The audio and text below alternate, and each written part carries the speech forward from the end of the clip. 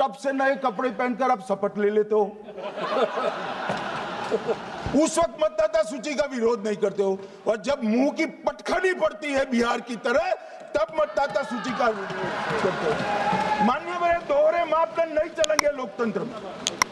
जब आप जीतते हो तब चुनाव आयोग महान है, जब आप हारते हो तो चुनाव आयोग निकम्मा है, बीजेपी का कहने पर चलता है। जब आप जीतते हो मतदाता सूची अच्छी है, मतदाता सूची अच्छी है, और जब आप हारते हो तो मतदाता सूची खराब है। मान्यवर, मुझे कोई आपत्ति नहीं, इस प्रकार का भ्रांति फैलाए तो फैलाए। मेरा दायित्व है कि इस देश की जनता को एक ड्यूअल स्टैंडर्ड की जानकारी देना, जो मैं आज इस सदन में खड़े होकर दे रहा हूं। मान्यवर, आगे पर भी मैं इस विषय को कहूंगा, और ढेर सारे आरोपों के मेरे पास जवाब, जो 3 प्रेस कॉन्फ्रेंस में, एक सादा प्रेस कॉन्फ्रेंस, एक एटम बम वाला प्रेस कॉन्फ्रेंस, एक परमाणु बम वाला, ये तीनों में क्या हुआ, इसके सारे जवाब मेरे पास है। मान्यवर, अब ये कहते हैं कि 2-2 जगह है, 2-2 जगह मतदाता है। मान्यवर, किन किन लोगों के 2-2 जगह मतदाता, मैं इसमें जिनके नाम 2 जगह रजिस्टर्ड है उसका दोष नहीं निकालता मैं, क्योंकि एक जगह से कोई व्यक्ति दूसरी जगह गई तो 2010 के बाद इसको डिलीट करने का अधिकार आरओ के पास से ले लिया गया। इसके कारण ये विसंगतियां खड़ी हुई है। किसके हैं? श्री प्रशांत किशोर जी के 2 जगह मतदाता है, पवन खेरा जी का भी है, तेजस्वी यादव का स्वयं का है, टी सिद्दीकी एनआईसी केरल के नेता का है, मान्यवर संजय सिंह आप पार्टी के नेता के हैं, एक किशोरी पेडनेकर यूबीटी शिवसेना के हैं, इनका भी है।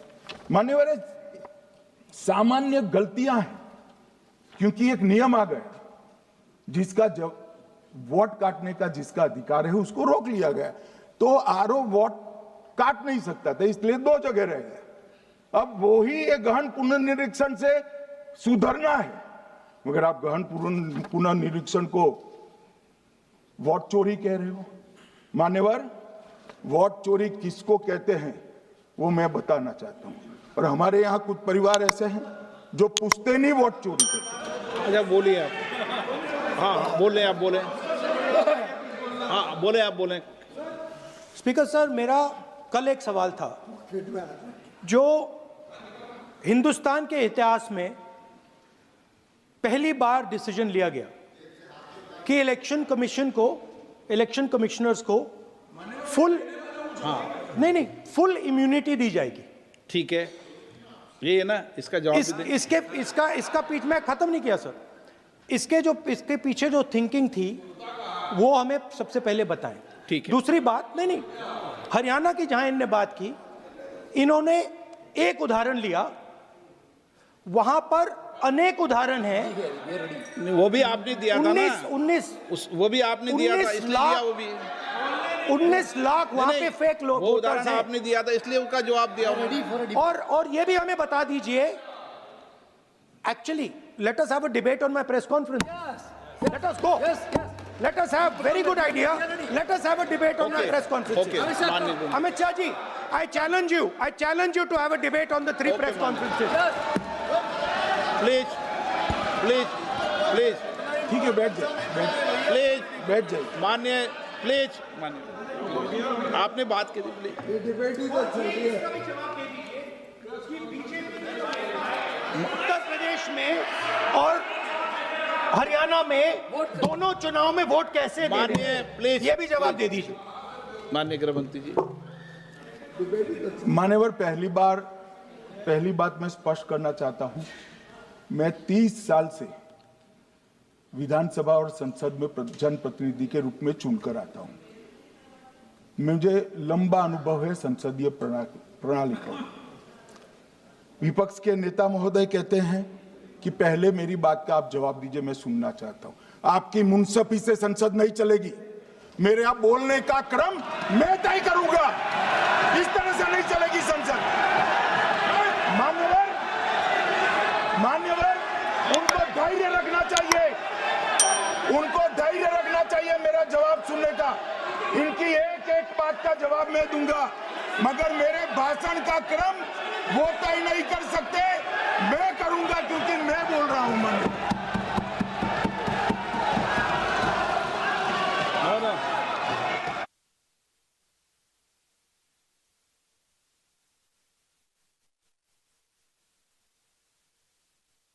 एक मिनट गृह मंत्री जी, एक मिनट गृह मंत्री, क्या गलत बोला उन्होंने? उन्होंने यही बोला, आपने जो बात उठाई है मुझे कब बोलना है मैं तय करूंगा, यही बोला ना। उसमें क्यों उत्तेजित हो रहे हो आप?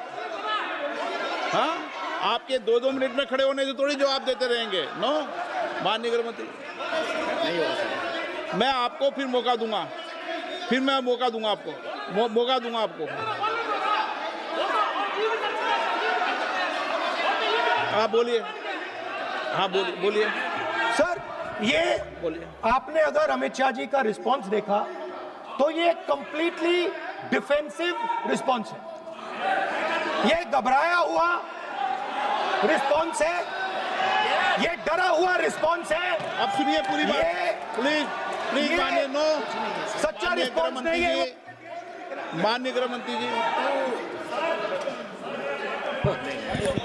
मान्यवर आपके चेहरे पर बैठो, मान्यवर आपके चेहरे पर चिंता की लकीरें मैं देख रहा हूं कि मैं क्या बोलूंगा। मैं उनके उकसावे में नहीं आऊंगा, मैं मेरे विषय पर बोलूंगा। मान्यवर, मैंने इतना ही कहा कि मैं मेरे भाषण का क्रम मैं तय करूंगा।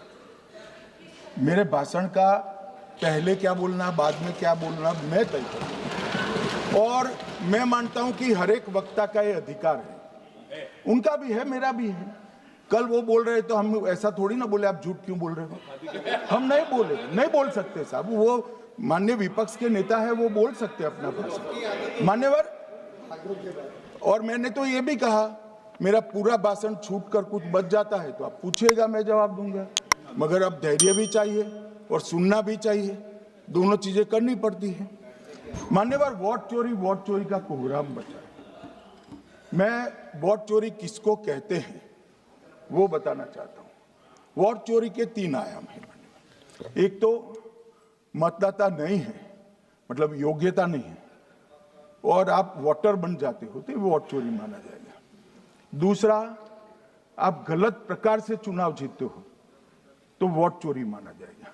और तीसरा, जनादेश को डिफाई करते हो, मतलब वोट के विपरीत आप कोई पद प्राप्त कर लेते हो तो भी एक प्रकार से वोट चोरी होता है। अरे सुनो ना, क्यों जल्दबाजी करते हो मानिकम, क्यों? अब मैं 3 वोट चोरी की घटनाएं बताना चाहता हूं। सबसे पहली घटना हुई, आजादी के बाद देश का प्रधानमंत्री तय करना था। तय कौन करना था? तो उस वक्त के जितने प्रांत थे, इसके कांग्रेस के अध्यक्षों ने, उनके एक वोट से तय होना था। अब 28 वोट श्री सरदार पटेल को मिले और 2 वोट जवाहरलाल नेहरू जी को मिले।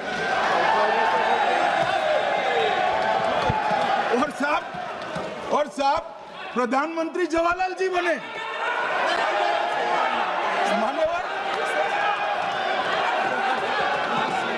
मान्यवर,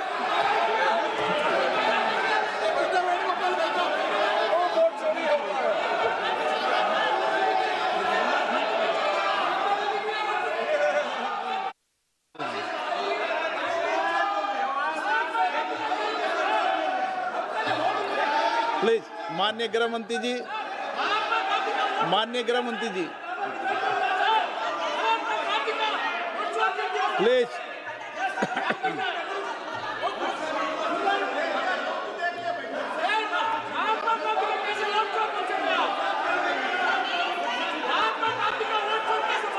बैठो बैठिए माने, प्लीज।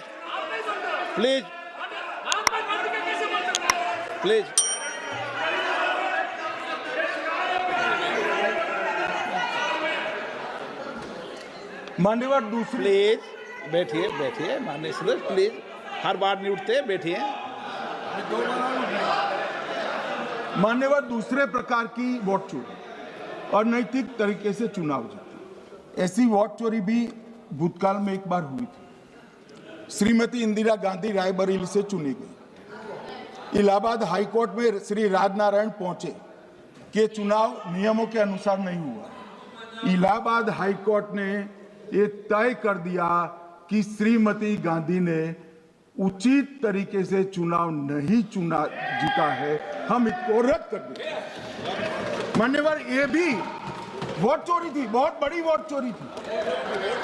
और उसके बाद में क्या हुआ? उसके बाद में वो वोट चोरी को ढकने के लिए संसद में कानून लाया कि प्रधानमंत्री के खिलाफ कोई केस ही नहीं हो सकता। मैं विपक्ष के नेता को कहना चाहता हूं, इम्यूनिटी की बात आप चुनाव आयोग की पूछ रहे हैं, इसका तो मैं जवाब दूंगा, इम्यूनिटी का। मगर ये इम्यूनिटी जो श्रीमती गांधी ने दी थी, इसके लिए आपका क्या कहना है? और उन्होंने तो स्वयं के लिए ले ली। उनका आरोप है। ऐसे नहीं चलता मान्यवर, आप जब बोले, जब 5-5 मिनट में उठेंगे क्या? ये मान्यवर, उनका आरोप है। आप भी बोले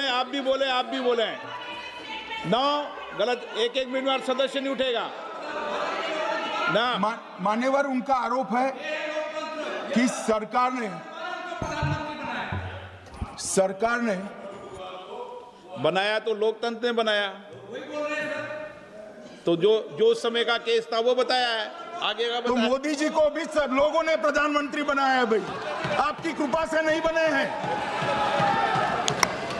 मान्यवर,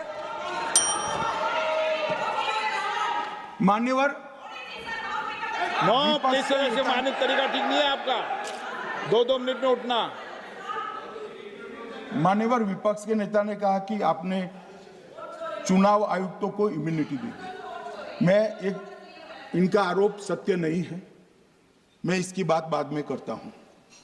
परंतु हमने तो चलो मानो चुनाव आयुक्त को इम्यूनिटी दी, श्रीमती गांधी ने तो अपने आप को इम्यूनिटी दी।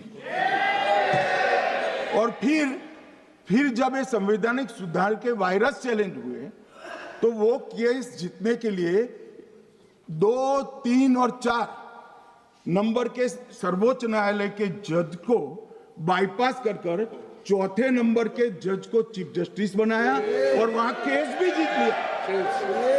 और मान्यवर, ये तो इतिहास है, कौन झुठला सकता है? इनको कोई पढ़ाता नहीं है इतिहास, ये तो इतिहास है, सर्वोच्च अदालत और संसद के रिकॉर्ड में रखा हुआ इतिहास है। इसके खिलाफ लल्लन सिंह जैसे कितने लोग पूरा जीवन लड़े बिहार में, इमरजेंसी के खिलाफ जेल में गए, लाखों लोग गए। और तीसरी वोट चोरी कहना चाहता हूं, तीसरी वोट चोरी का प्रकार मैंने बताया था कि योग्यता नहीं है और मतदाता बन जाना। अभी एक वाद पहुंचा है, वाद मतलब डिस्प्यूट पहुंचा है दिल्ली की सिविल अदालत में। उसमें डिस्प्यूट ये है कि सोनिया गांधी जी इस देश की नागरिक बनने से पहले मतदाता बने।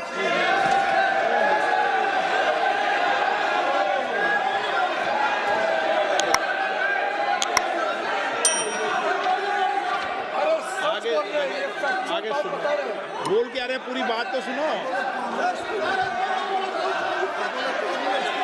मान्यवर,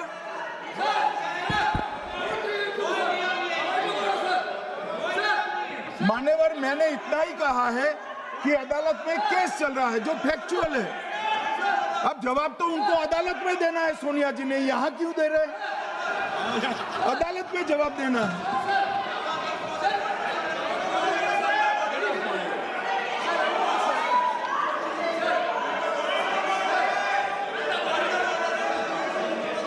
बीच के भाषण में पॉइंट ऑफ ऑर्डर नहीं होता। नहीं मुझे याद है जो माननीय सदस्य नहीं है, ये 352 ये रहा, 352 टेबल पे रहता है, मुझे जवान याद है 352। Home Minister is speaking about an issue which is pending in a court. Actually, what happens